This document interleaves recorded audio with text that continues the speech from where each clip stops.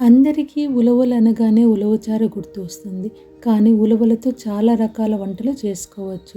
ముందుగా ఉలవలను మనము 8 గంటలను నానబెట్టుకోవాలి. బాగా వాష్ చేసుకొని నీళ్లు వేసి 8 గంటల పాటు మనం నానబెట్టుకోవాలి.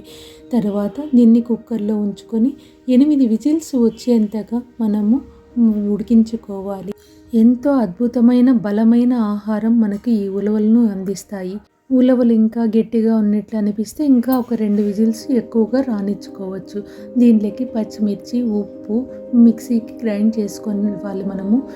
మనము చేసే వంటల్లో వీలైనంత వరకు ఆయిల్ తక్కువగా వేసుకొని వాడుకోవచ్చు.